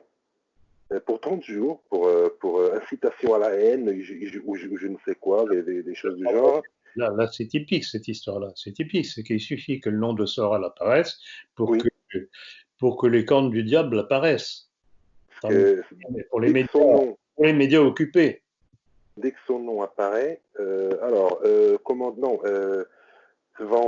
ma publication va à l'encontre de la communauté en matière de discours haineux et d'infériorité. Alors que j'avais juste publié, c'était une vidéo où il parlait de la communauté qui nous tient, un peu. J'ai pas le titre carrément, j'ai mal fait la capture d'écran, mais en fait, oui, pour incitation à la haine. Donc, 30 jours j'ai juste fait un partage de vidéos, c'est tout. Rien d'autre. Au coin, mauvais élève. Au coin. Et le bonnet d'âne avec. Alors pour la question suivante, par contre, moi je l'avais supprimée parce qu'elle est plutôt erronée. Vous savez, vous dites que Pierre Hilard, Abozy, Escada, Rougeron et Lesquin n'ont pas parlé de l'épidémie. Lesquin a fait toute une vidéo sur ce sujet. Escada a fait un communiqué. C'était une question, je crois, non? Oui, on avait fait une question sur ça, oui, en effet. Oui, mais ils ont parlé de l'épidémie, ces personnes-là. Ah, tant mieux. Et qui en a parlé alors? Lesquin, il a fait une vidéo sur le coronavirus. Escada a fait un communiqué. Abozy, il a fait une allusion. Rougeron, par contre, je ne l'ai pas entendu. Et le contenu? Comment? Le contenu. Quel était le contenu? Lesquin, c'est le même que vous, quoi. C'est pas du copier-coller, j'allais dire, mais il est sur le mode du complot, sur le mode ça vient d'un laboratoire P4 et compagnie. C'est amusant, ça. Oui. Donc, je sais pas, je la pose quand même la question. C'est une question, une observation qui m'a été envoyée. Je savais, dans toutes les questions que je vous transmets, il y a de tout. Donc, bon, tant mieux. Plus il y aura de personnes pour dénoncer la réalité de la situation et se cache derrière, tant mieux. Ah oui, sur ce sujet-là, ils sont à peu près tous sur la même tendance pour dire. Ce qui m'intéresse, c'est que ces gens-là dénoncent justement ce qu'il y a derrière. C'est pas tout de se lamenter sur l'épidémie, ce qu'il y a derrière, comme nous le faisons. Et puis ils ont tous dénoncé la gestion catastrophique du gouvernement, ça c'est indéniable. Non, c'est pas une question catastrophique, Diane, c'est une volonté de laisser l'épidémie se répandre.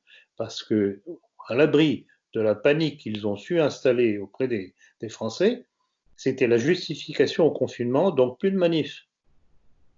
Fatigué de répéter tout le temps la même chose. C'est ça qui est sous-jacent. Et puis tous les intérêts financiers et bibliques qu'il y a derrière, dont je vais parler tout à l'heure au début de l'entretien. C'est bon, je n'ai pas vu si vous avez les liens pour les déclarations de Lesquin et compagnie. Oui. C'est intéressant. J'aimerais bien les éplucher. Je transmettrai. Passons aux questions à l'étranger. Shlomo Sand a sorti un nouveau livre intitulé Une race imaginaire. Que vous inspire ce titre? Ça ne m'inspire pas grand-chose parce que je n'ai pas lu le livre. J'avoue que le titre m'intrigue, exactement. Diane, l'avez-vous lu? Non, pas encore, je ne sais pas. Alors, pourquoi posez-vous la question? Pensez-vous qu'il s'agisse d'une race imaginaire? Alors, je ne sais pas du tout à quoi il fait allusion, puisque ni vous ni moi ne l'avons lu, donc c'est difficile de répondre à la question. La race qui n'existe pas. Alors, est-ce qu'il fait allusion encore une fois, au Khazar. Je sais pas. Alors, je ne sais pas si vous vous rappelez de ce passage assez long que j'avais fait dans ma conférence sur la guerre des mondes. J'étais revenu sur cette fable des Khazars, parce que je commence à en avoir marre d'entendre dénoncer les Khazars, comme s'il n'y avait plus de Juifs qui étaient responsables de ce que nous vivons aujourd'hui. Et j'avais rappelé un certain nombre d'avis scientifiques et russes et israéliens qui disaient que ce qu'on appelle les Khazars, c'était bien des Juifs.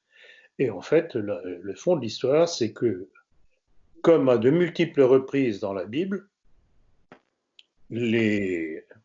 un certain nombre de Juifs étaient arrivés dans cette région qu'on appelait à l'époque la Khazarie. Ils avaient prospéré, s'étaient bien étendus, avaient pris le pouvoir et avaient pris la place carrément des autochtones. Mais vous savez, si ça continue comme ça en France, avec la politique de Zemmour, appuyée par toute cette bande de crétins de catholiques sionistes, mais la France va devenir un nouvel Israël. Et quand on parlera dans les siècles suivants, s'il y en a encore, de la France, on dira les Français, mais en fait ce seront des Juifs. Shlomo Sand, je pense que je ne l'ai pas lu, mais peut-être que c'est la suite du livre qu'il a écrit, Comment le peuple juif a été inventé. C'est peut-être une suite à ce livre-là. C'est probable, mais enfin, j'ai voulu mettre l'accent sur cette histoire de la Khazarie, parce que je n'ai pas l'occasion d'enfoncer le clou, mais je pense aussi, vous avez raison Manuel, je pense que c'est un... En fait, il voudrait se faire oublier. Qui, les Juifs? Les Juifs, il voudrait se faire oublier. Là, j'ai un début d'explication. Apparemment, c'est... il essaie de faire une distinction entre le sionisme et le judaïsme et remet en cause l'idée selon laquelle le christianisme se serait édifié après et en opposition au judaïsme. Au contraire, estime-t-il, et malgré le présupposé chronologique, c'est bien le judaïsme qui s'est constitué sous la pression du christianisme, s'accommodant du même coup des termes du procès qui lui ont fait des siècles durant ses ennemis. Bon, voilà, il reprend les querelles entre antisionisme et antisémitisme. Il est évident, oui, je comprends la démarche intellectuelle là. Il est évident que dans une certaine mesure, il a raison quand il dit que le judaïsme s'est établi à partir de la condamnation faite par le christianisme suite à la crucifixion du Christ. Ben, c'est tout le problème justement de la décision du Sanhédrin de condamner le Christ. Alors, en opposition, puisqu'il n'avait pas l'admissible, vous savez très bien ce que je répète sur tous les tons à ce sujet-là, du fait de leur refus du Christ, qui allait provoquer leur propre rejet par leur propre faute, ben, il y a eu une modification, la Torah est devenue le Talmud.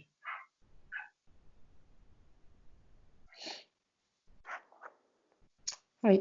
Dans ce sens-là, je comprends la démarche de Shlomo Sand. Mais je crois que c'est un des rares juifs honnêtes de notre époque. Shlomo Sand. C'est possible, mais là encore, c'est difficile. On est en train de tous. Oui, on spécule, il faut lire le livre. On n'a pas lu son livre, donc il faudrait avoir connaissance ou tout au moins d'extraits importants qu'on puisse tout de même parler de choses qu'on connaît. Okay.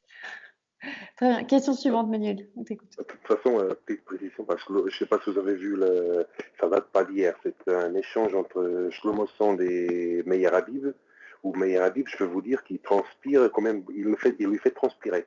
Il lui demande qu'est-ce que vous faites ici? C'est votre pays ou c'est pas votre pays?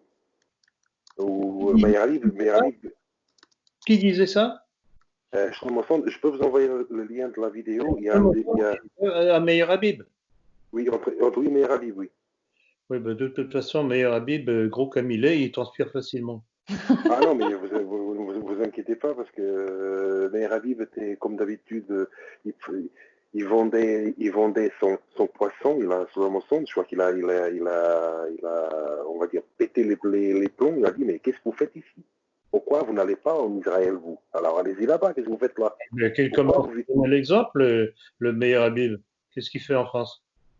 Bah, il est élu des Français du cercle des Français de l'étranger. Ouais, Donc, il est à l'Assemblée nationale. Il est mais député, quand même. ça, j'avoue que quand j'ai appris qu'il avait été élu par les Français de l'étranger, alors que moi-même je représentais les Français de l'étranger au nom du Front National il y a quelques années, que les Français de l'étranger aient pu élire un individu pareil, vraiment, il y a de quoi se poser des questions sur l'intelligence des Français de l'étranger. Oui, mais c'est juste les Français de l'étranger d'Israël. Oui. C'est juste les Français d'Israël, en fait. Ah, bon, d'accord, vous me rassurez. Oui, d'accord, vous me rassurez, Diane. Bon,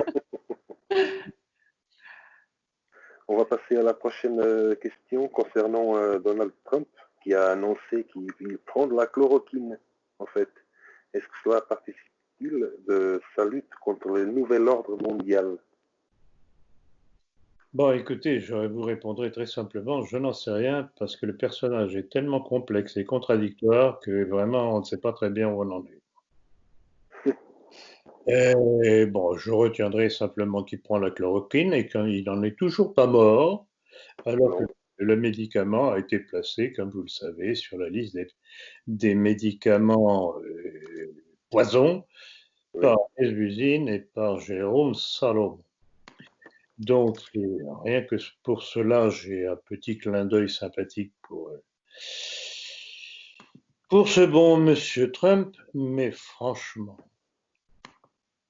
penser qu'avec tout son appui à Israël, euh, il puisse être un agent contre le nouvel ordre mondial qui est le projet juif mondialiste, j'avoue que j'y crois pas beaucoup. Bah, il a affirmé dans une vidéo, je ne sais pas de quand elle date, qu'il combat l'État profond. Oui, c'est assez récent, je crois. C'est tout récent. Oui, C'est récent? mais il y a Oui. beaucoup qui tartinent là-dessus, je sais très bien. Mais ça, pour l'instant, ce sont des mots. Il a annoncé aussi, je crois qu'il voulait, ou tout au moins, certains l'ont dit pour lui, qu'il voulait avoir la peau de la Federal Reserve. Euh, moi, je veux bien, mais j'attends les actes. Alors évidemment, si ça se passait, ce serait un coup dur pour la finance juive, puisque vous le savez, c'est notamment dans mon livre sur le complot mondialiste, je, Oui. je mets les choses au clair et je donne la liste justement des banques juives qui tiennent la Federal Reserve. Or, c'est cette Federal Reserve qui n'est pas actuellement un organe d'État qui tire le dollar, qui fait marcher la planche à billets de dollars. Est-ce que vous trouvez ça normal qu'une entreprise privée tenue par les juifs fabrique la monnaie américaine? Pas normal. Bah, c'est pas Alors, normal, mais personnellement, je pense que Trump ne va pas oser. Le comparatif que vous avez fait dans, je sais pas quelle conférence, je, je n'ai plus en tête, vous avez fait un comparatif entre lui et Henry Ford le premier. Oh, tout ou, ou Kennedy même, non? Il a beaucoup trop à perdre, il n'osera pas. Oui. mais évidemment, mais évidemment. Alors, il est obligé de faire des petites parlottes dans ce genre-là parce que bon, il est en pleine campagne électorale, donc il a un public. Rappelez-vous ce que je disais au début de sa campagne électorale des dernières présidentielles. Et il montait, ou alors c'était au moment où il avait été élu. Je ne me rappelle plus si c'était à la fin de sa campagne électorale ou au moment où il était élu. J'avais dit que je ne croyais pas au personnage, mais que la seule chose positive, c'était son électorat qu'il avait porté au pouvoir. Non pas parce qu'il l'avait porté au pouvoir, mais parce que ces braves gens croyaient que ce serait pour eux leur sauveur. Bon, le résultat de l'histoire, c'est que quand on voit le parcours de Trump, absolument à plat ventre devant le lobby juif aux États-Unis et devant Israël, j'ai l'impression qu'il y a eu un certain nombre de cocus. Alors, lors d'un entretien à la Maison-Blanche le 30 avril dernier, Donald Trump a affirmé avoir vu des choses qui lui permettent de croire sérieusement que l'Institut de virologie de Wuhan est à l'origine de l'épidémie. Par contre, Mike Pompeo, le chef de la diplomatie américaine, a lui affirmé dans une radio locale: nous ne savons pas si cela vient de l'Institut de virologie de Wuhan, si cela vient du marché ou même d'un autre endroit. La contradiction est évidente entre les deux personnages. Pensez-vous que Trump veut culpabiliser la Chine pour l'affaiblir économiquement? Bah, ça, c'est évident.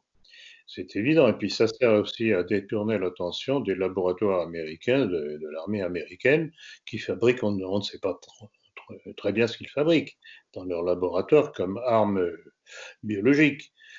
Et rappelez-vous la levée de bouclier contre le professeur Montagnier quand il a dit que leur virus était parti du laboratoire qui avait été inauguré par Bernard Cazeneuve en compagnie de Yves Lévy, le mari d'Agnès Buzyn. Eh bien, les milieux juifs se sont indignés de la déclaration du professeur Montagnier parce que, en fait, ça désignait ce laboratoire comme ayant été le point de départ. Je ne sais pas si c'est la réalité ou pas. Il y a plusieurs pistes. Rappelez-vous, j'ai dit à plusieurs reprises qu'il y avait plusieurs pistes, qu'il était très difficile de savoir d'où c'était parti réellement. Mais en tout cas, c'est pas sorti gratuitement. Et d'ailleurs, ça me fait penser, pensez-vous que ce soit véritablement un virus? Parce qu'il me semble qu'un de vos correspondants a envoyé un message disant que c'était peut-être plutôt bactérien, en fait. Alors, c'est très intéressant ça. Ce sera dans le prochain numéro de la politique. C'est une étude, c'est une découverte en fait qu'ont fait certains médecins italiens. Oui, parce qu'ils ont disséqué les corps, Oui, autopsié les corps. justement, alors, ça je ne le savais pas, il paraîtrait que l'Organisation mondiale de la santé avait recommandé de ne pas faire d'autopsie et d'incinérer tout de suite les corps. Alors, je ne sais pas, je voudrais qu'on m'éclaire là-dessus, qu'on me confirme. Si c'est vrai, c'est très grave. C'est-à-dire, c'est comme si on voulait faire disparaître les preuves d'un crime. Alors, ces médecins italiens auraient donc pratiqué un certain nombre d'autopsies et ils auraient constaté qu'en fait, les dégâts créés dans les poumons qui aboutissaient à une fibrose irréversible et donc le patient mourait asphyxié, sans compter les problèmes cardiaques que cela pouvait amener, puisque quand le sang ne circule plus, bah, il s'accumule en aval et le cœur finit par flancher. Donc, ils ont découvert qu'il y avait une bactérie et que c'est pour ça que les traitements à base d'antibiotiques marchaient, dont le protocole du professeur Raoult. Donc, c'est une énorme affaire. Ça, j'attends de voir les développements. C'est une énorme affaire parce que là, ça montrerait encore une fois qu'on nous a brouillé les pistes, qu'on nous a envoyé sur une fausse piste avec le virus. Donc, affaire à suivre. On passe à la question suivante. On reste encore et toujours sur Mike Pompeo, que Louis vient de fustiger l'enquête de la Cour pénale internationale sur les crimes de guerre israéliens en Palestine occupée. Il la menace de mesures de rétorsion. Comment expliquez-vous cette obstination des États-Unis à soutenir les crimes d'Israël en Palestine? Bah, écoutez, je crois que ça vient tout d'abord du poids du lobby juif aux États-Unis. Rappelez-vous cette citation de Joe Biden, qui sera le candidat démocrate face à Trump aux prochaines présidentielles aux États-Unis, dans lequel il disait, en se réjouissant, que l'Amérique était l'Amérique juive. Et d'ailleurs, vous en verrez le développement que j'en fais dans le prochain numéro de la politique. C'est absolument invraisemblable cette déclaration de Joe Biden. Ça montre la puissance, mais incroyable, des lobbies juifs aux États-Unis. Alors, il y a aussi une chose, c'est qu'en fait, on peut comprendre une certaine sympathie des Américains vis-à-vis du peuple israélien dans son comportement en Palestine. Parce qu'en fait, et les Américains et les Israéliens, l'un a fait et l'autre est en train de faire la même politique. Les Américains ont exterminé les populations indiennes Et Israël est en train d'exterminer la population palestinienne. Ça crée des liens. Et puis, ils ont des liens vétérotestamentaires aussi, de Bah, fait qu'ils soient protestants. oui, tout à fait, exactement. Bah, d'où la dénonciation que je fais du biblisme protestant. Mhm. C'est un retour à l'Ancien Testament. Ah oui, tout à fait. Ils sont à plat ventre devant Israël parce qu'il faut défendre Israël parce que la Bible, la Bible, la Bible, la Bible. Vous savez très bien ce que je pense de la Bible. De l'Ancien Testament. Oui, surtout. Alors, il est temps d'annexer des pans de la... Pardon, non, excusez-moi. Un grand rabbin du New Jersey a déclaré que le coronavirus est la punition divine sanctionnant les péchés de la Chine. Dieu déstabilise l'économie mondiale pour l'arrivée du Messie, a-t-il déclaré. Cela nous fait évidemment penser aux déclarations que vous aviez citées du rabbin et même de certains hommes politiques israéliens qui se réjouissaient de l'incendie de Notre-Dame. Un commentaire? Ça me semble absolument évident. C'est amusant comme ils font toujours appel à Yahvé pour se réjouir des malheurs que probablement eux provoquent dans d'autres peuples.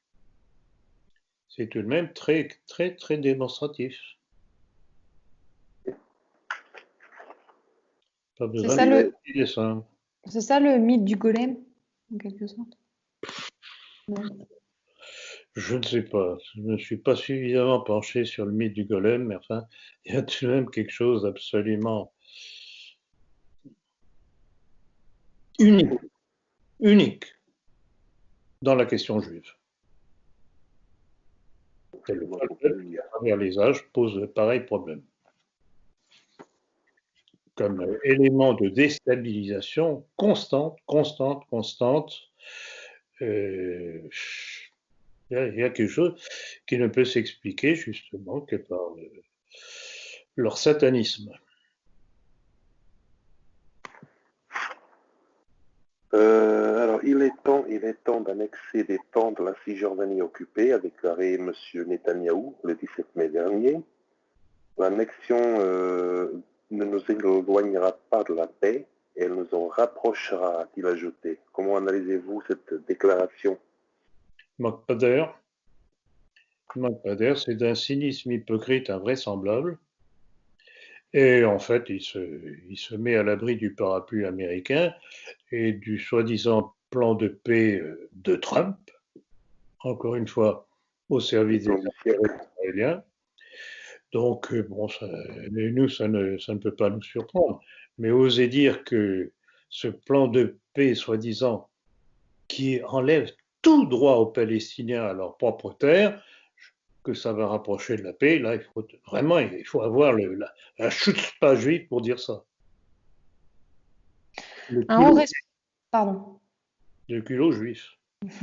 Oui.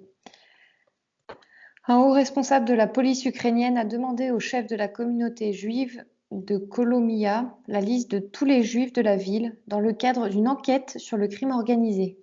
Qu'en pensez-vous et que pouvez-vous nous en dire? Bon, je crois qu'il va attendre longtemps, ce brave homme, mais c'est intéressant comme démarche. Ça montre bien comment tout de même certains milieux ukrainiens commencent à en avoir ras-le-bol du pouvoir en place et de ses alliés de cette fraction de la population, parce que quand même la révolution de Maïdan qui a amené cette clique pro-juive, enjuivée, tout ce que vous voudrez, au pouvoir en Ukraine au détriment de la Russie, il va se passer des choses en Ukraine. Et là encore, c'est toujours la patience de Poutine que je constate. Il aurait pu envahir l'Ukraine depuis longtemps. Bon, d'une part, évidemment, c'était risquer une troisième guerre mondiale, ce qu'il évite à tout prix. Mais il attend que le fruit tombe par lui-même, pourri de l'intérieur. C'est en bonne voie. On verra bien.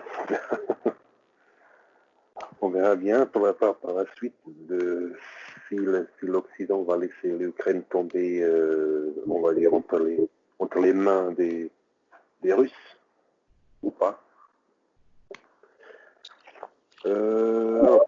La prochaine question. Depuis plusieurs jours, des manifestations massives et spontanées émergent dans plusieurs villes importantes d'Allemagne, alors que les Français restent passifs. Comment expliquer cette différence de réactivité? Est-ce que les Allemands seraient-ils plus attachés à la liberté que les Français ou pas, selon vous? Bon, alors je crois qu'il faut peut-être modérer un petit peu cette question, puisque j'ai appris, comme on en a parlé tout à l'heure, qu'il y avait tout de même eu des manifestations en France. Certainement pas, en tout cas, de la même importance que celle qu'on en a vue, parce qu'on a des images de vidéos qui montrent tout de même le nombre important de manifestants dans les principales villes allemandes, et notamment Berlin. Donc, alors, la différence, à mon avis, que l'on peut trouver, qui peut expliquer cette différence de situation, c'est qu'il existe un parti en Allemagne qui s'appelle Alternative für Deutschland, donc l'alternative pour l'Allemagne, qui est certainement beaucoup plus dure, coriace et probablement indépendante aussi que le Rassemblement national d'une certaine Marine Le Pen. Donc, je pense que c'est le fruit de l'action de l'Alternative für Deutschland qui pousse de toutes ses forces au renversement de Madame Merkel. Ce que ne fait pas Madame Marine Le Pen avec Macron. En parole peut-être, mais pas en action.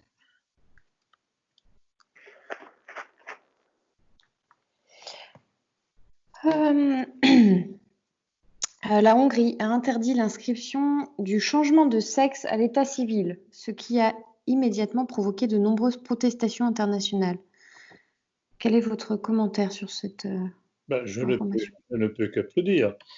Je ne peux qu'applaudir, mais vous voyez, c'est tout de même invraisemblable qu'un petit pays comme la Hongrie ose ce genre de choses, se fichant éperdument des réactions internationales, montre bien que quand on veut, on peut. Vous savez très bien que c'est un de mes slogans. Quand on veut, on peut. Mais toute ma vie, j'ai placé toute ma vie sous cet angle-là. Et je crois que c'est grâce à ça que j'ai pu survivre, malgré tous les coups que j'ai reçus. Oui, donc c'est une histoire de volonté. C'est une histoire de volonté. Là aussi, rappelez-vous ma Oui, formule. votre citation. La volonté est la suprême créatrice de l'histoire.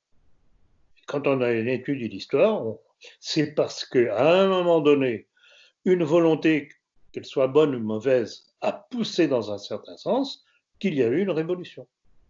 Il faut qu'il y ait une volonté. On en parlait un petit peu tout à l'heure, et c'est pour ça que je suis contre toute union avec des contraires, parce qu'on ne peut pas arriver comme ça. On ne peut arriver que par une ligne directrice quasiment unique, imposant une ligne politique qui finit par l'emporter et qui renverse le pouvoir en place. Et alors, on peut pas, entre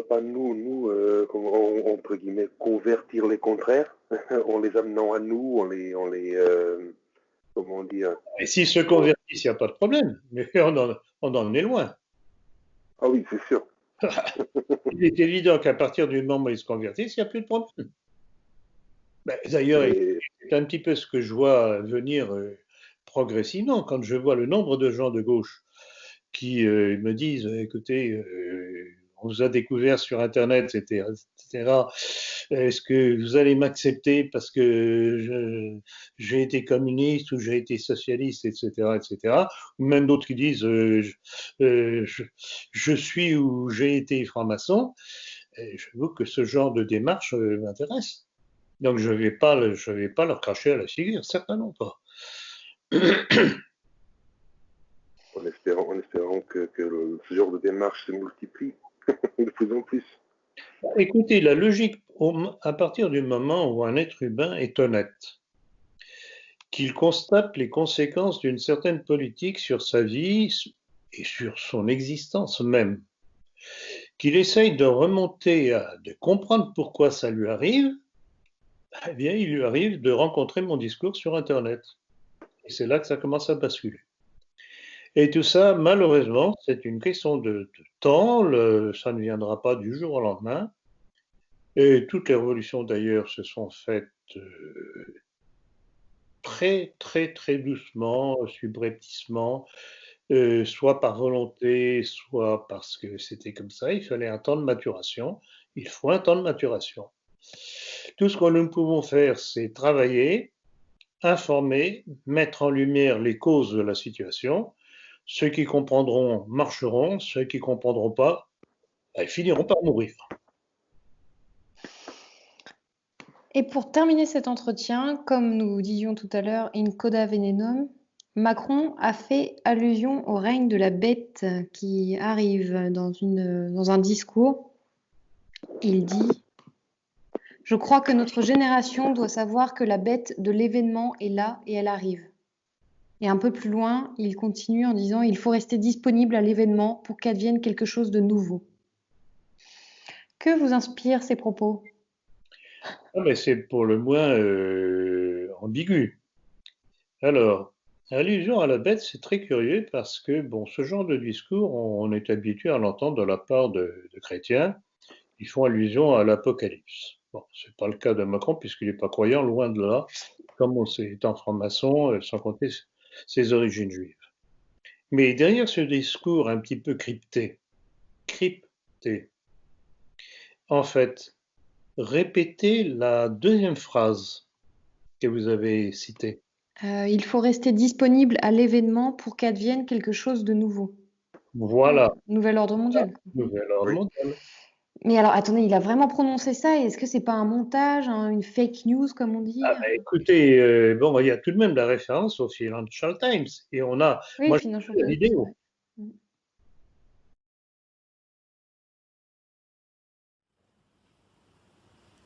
Je crois que notre génération doit savoir que la bête de l'événement est là. Et elle arrive. La bête de l'événement est là. Et elle arrive. Donc, en fait, la boucle est bouclée. Il reprend les vaticinations de Jacques Attali, que j'ai déjà cité à plusieurs reprises lors de nos derniers entretiens. Quand Attali disait qu'il fallait une pandémie mondiale pour forcer les peuples à accepter le nouvel ordre mondial, soi-disant pour régler le problème. Tout est là. Alors, vous savez comment Le Monde explique ce terme de bête de l'événement? Cette bête de l'événement, phrase qu'Emmanuel Macron a bel et bien prononcée. C'est donc en réalité la métaphore d'un moment historique aux conséquences profondes. Un synonyme imaginé du choc, terme qu'il utilise 23 fois dans ce même entretien. Bon bref, ils nous servent Il n'est donc jamais question de fin du monde au sens biblique ou d'annonce de l'apocalypse, contrairement à ce que des vidéos sensationnalistes veulent laisser croire. Bon, ça, c'est les propos du Monde pour dire qu'il C'est bien vu. Je crois que c'est bien vu. parle de l'épidémie, quoi, surtout. Oui, mais il parle de l'épidémie. Mais c'est pour ça qu'ils avaient besoin que cette épidémie se développe pour qu'ils puissent lancer le petit projet de Attali. Tout est là, vraiment, mais c'est d'une simplicité. Et surtout, ils le disent eux-mêmes. Il y a des gens qui ne veulent pas voir parce que ça les obligerait à changer de perspective. C'est curieux, moi je suis toujours halluciné de voir qu'il y a des gens, on leur met les choses noir sur blanc devant les yeux, ils ne veulent pas voir. Ni voir ni entendre. Bon. Ils en crèveront. Le problème, c'est qu'on risque de crever avec. Il n'y avait que, je dirais, bon débarras. Charitablement. Bon, eh bien, restons sur cette, cette touche vénéneuse. Oui, mais et combien dur et combien nécessaire. Oui. Bon, eh bien, écoutez, merci à vous deux. Donc, je remercierai aussi Louis qui n'est pas là, mais pour les questions qu'il a envoyées. Et puis donc, voilà, la suite au prochain numéro, je ne sais pas quand, ça va dépendre des événements. Là encore, j'en profite pour dire que je ne sais toujours pas quand est-ce que je pourrai reprendre mes conférences à Paris et ailleurs. Ça va dépendre de la réalité du déconfinement. À mon avis, ce ne sera pas avant septembre. Et alors, je voudrais aussi dire une chose aux internautes en général. qui beaucoup m'approvisionnent en informations très intéressantes. Parmi ces informations, malheureusement, il n'y a pas les références. Donc, je demanderai à ces internautes, quand ils voient une information qui leur semble intéressante, et à juste titre, qu'ils pensent à mettre le lien de référence. Je ne publie rien ou je ne parle de rien si je n'ai pas une référence solide. Voilà, je voudrais que le message passe et qu'on cesse de m'envoyer des documents intéressants mais qui ne me servent à rien. Le message est passé. Merci, Monsieur Ploquin-Vessac. Merci à vous deux. Merci beaucoup. Et la suite en de meilleurs jours. Entendu. Au revoir. Au revoir.